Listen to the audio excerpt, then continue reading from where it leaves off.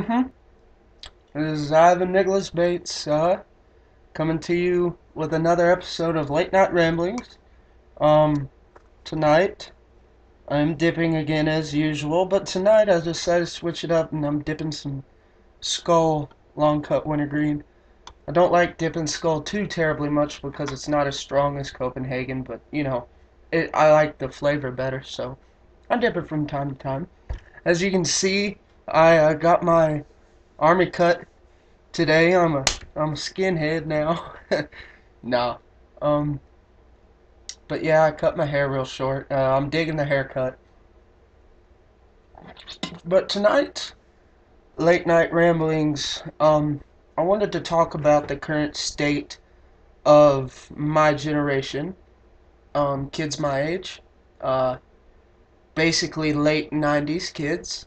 I was born in '94, so I still remember the '90s, but you know, we were kind of pushed to the latter end of the '90s, and I want to talk about some of the things that I find wrong with my generation. We see, well, obviously in the past, several decades, we have seen um, a very large spike and rise in the age of information and technology. I can remember time of having no computer at all. I remember a time when cell phones weren't around. These things I remember just barely, but still, my generation's gonna be one of the last ones that actually remembers that shit. But yeah. So basically around that generation. But we've seen the rise in technology. Now, I personally, I am. It's hard to explain because I'm pro technology and I'm very anti technology.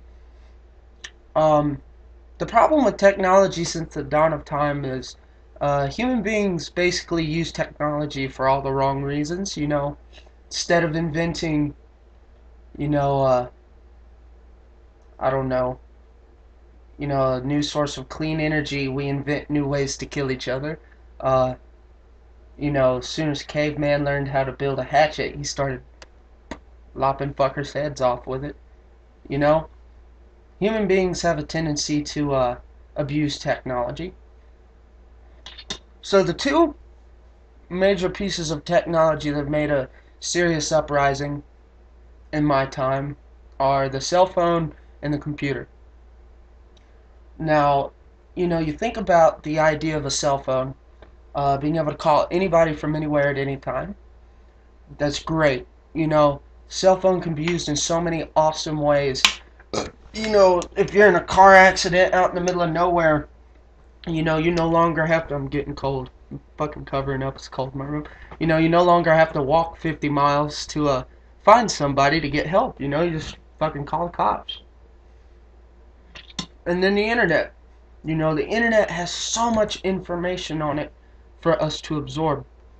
Before you had to go to libraries, you had to read books, you had to listen to the radio, you had to talk to people to find specific information. It took a while to dig specific information out, but now, you just go to Google and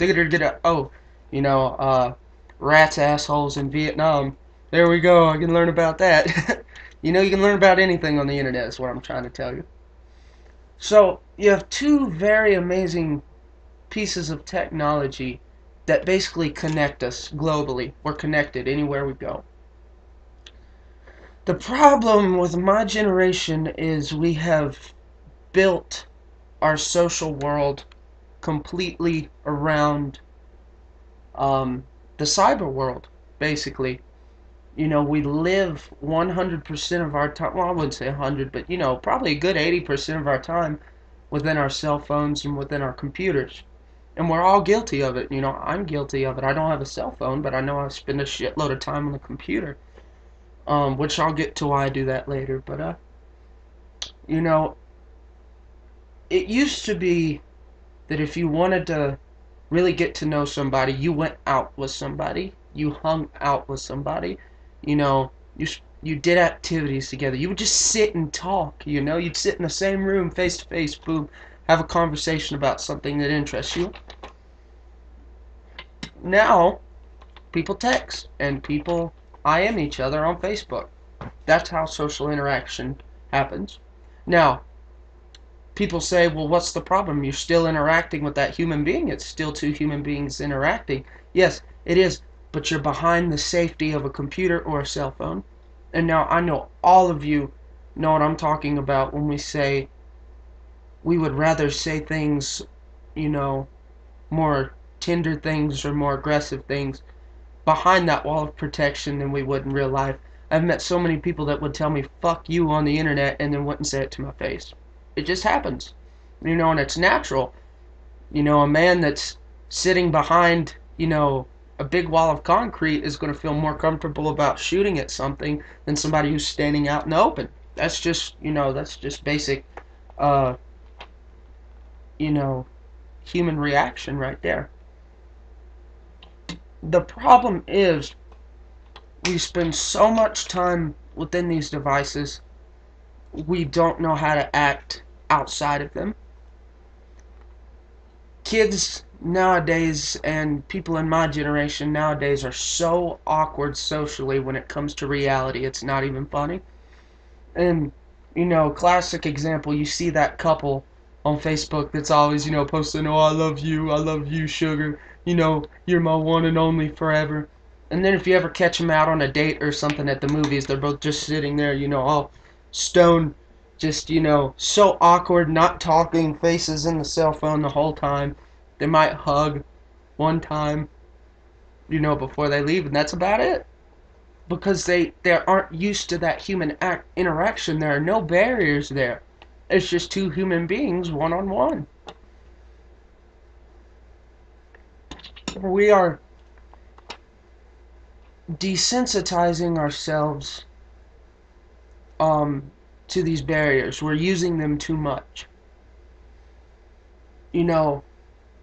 Girls nowadays think that dating is basically just texting somebody more frequently than they do everybody else. It's absolutely ridiculous.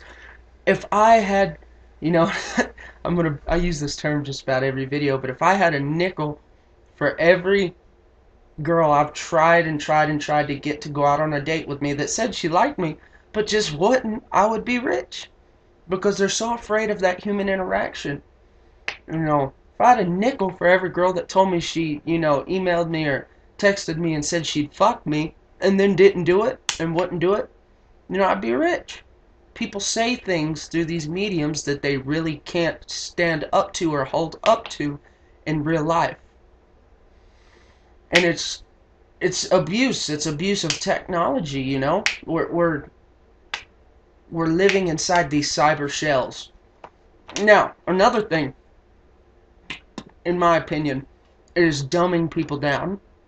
It is slowing mental processing abilities. Because think about it.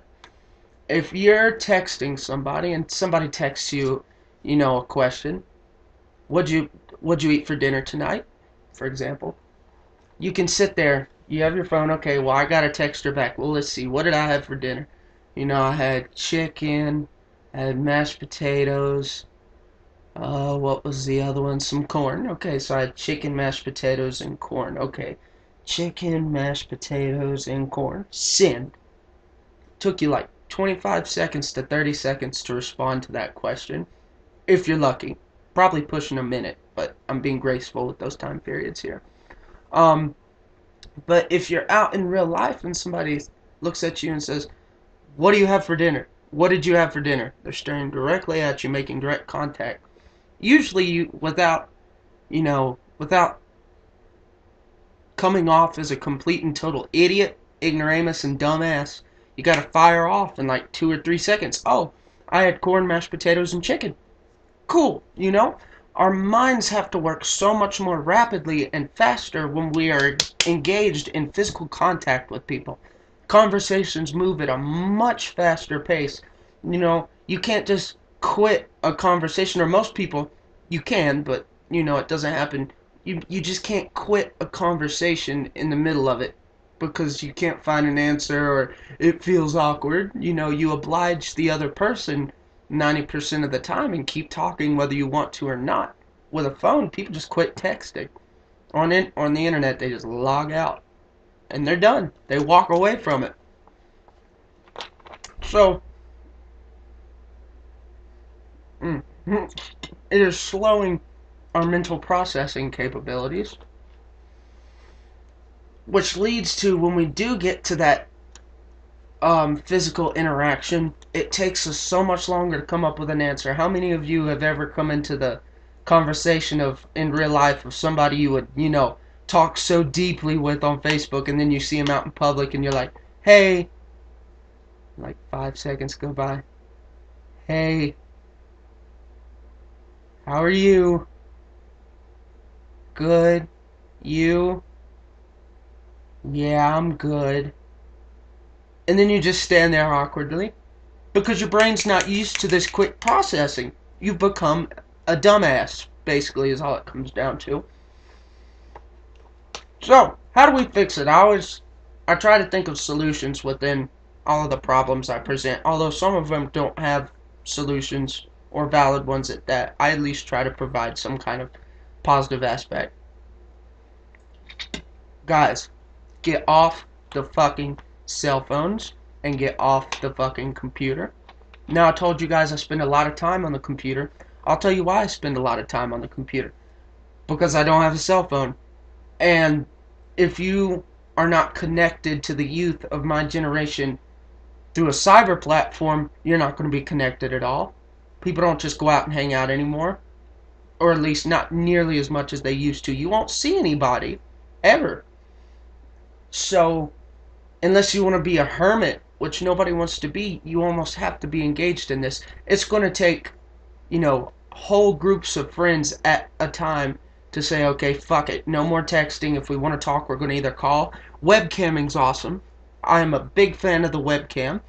If I possessed the capabilities, I would create a social networking site completely based on, multi-person webcamming all at once. You just all go into a room together, chat room kind of thing, all your buddies, and you all just webcam. Everybody's face is on there, you can see everybody. That way you're still getting that quick response time, that face-to-face interaction. Call people. Anything but those delayed responses. I try to do this. I'm a huge fan of hanging out with people. Although not many people like to hang out with me, but whatever. Different story. So just make an effort to not be an idiot anymore is all you have to do. Improve your vocabulary. Take interest in more depthy, I don't even know if that's a word, depthy topics. Talk serious stuff with people. Don't just shoot the breeze when you're face to face with somebody and then pour your heart out over a social media device. If you do talk over social media devices, keep it extremely casual. If you feel like you're saying something that you would feel uncomfortable to say in real life, don't say it. If you're not going to walk up to a girl and say, I love you, in real life, you're my number one, you always will be, don't say it. It's that easy. Restrict yourself. I have told people time and time again that anything I will say to you over a social device, I will say to you in real life. And I think I've proven myself for the people that know me for that. But that's basically one of the things I wanted to talk about. These things irk the living shit out of me. The reason why I can't hang out with anybody is everybody's just so damn tied up in their own fucking social media devices. But guys, let's make an effort. Let's try to make the world a better place. Now at the end of the video, I know I usually do a music recommendation, but I'm actually going to do a music recommendation and a movie recommendation today. The music recommendation is a Rammstein album, Rammstein, I believe, called Rise Rise. It's German heavy metal. It is fucking brutal and awesome. When I go run for my Army PT workouts, I listen to Rammstein, and I love this album. It really pumps me up and keeps me going. So yeah, check that out. And a movie recommendation. It's an older film. It's called The Deer Hunter. It came out in 1978, and it stars Robert De Niro. It's about some guys who go to Vietnam and then what happens to their lives after they leave. Very, very powerful movie. Saw it last night, and it's automatically in my top three. I'm a huge fan of 70s Robert De Niro films. So yeah, check that out. Get interested in culture. Those are things you can talk about with people, but whatever. Uh, dip responsibly, my friends, and take it easy.